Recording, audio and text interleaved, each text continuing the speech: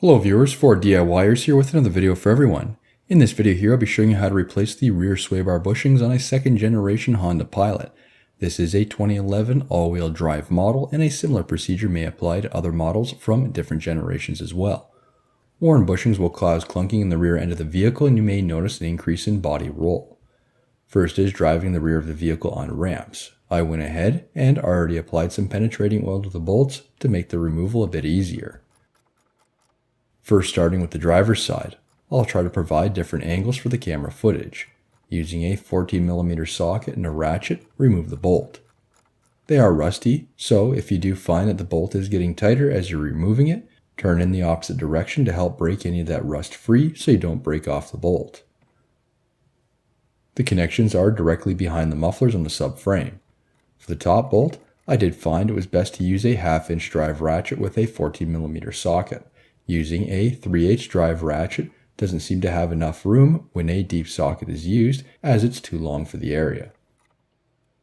Once the bolts are out, then remove the bracket.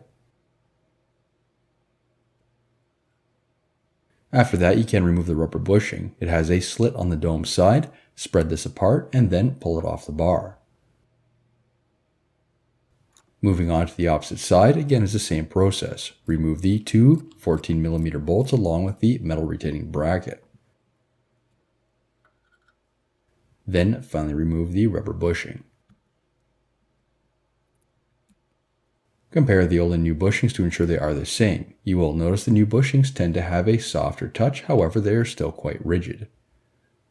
The flat side does go in towards the center of the vehicle, while the irregular shaped side faces towards the wheel.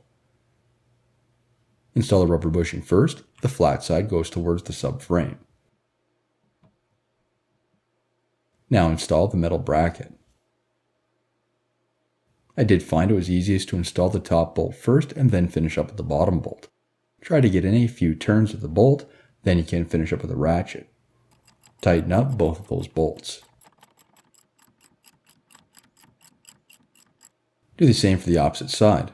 Install the rubber bushing first. The flat side goes towards the subframe. Now install the metal bracket. I was having issues trying to get the top bolt started, so I ended up removing the wheel to reinstall the bolts. This will provide a lot more room, and you can even use a pry bar for assistance. Once the bolts are started, then you can finish up using a ratchet and socket to tighten. After that, you can finally reinstall the wheel. Ensure the hub faces are clean. The torque specifications for the lug nuts is 94 foot-pounds or 127 Newton meters.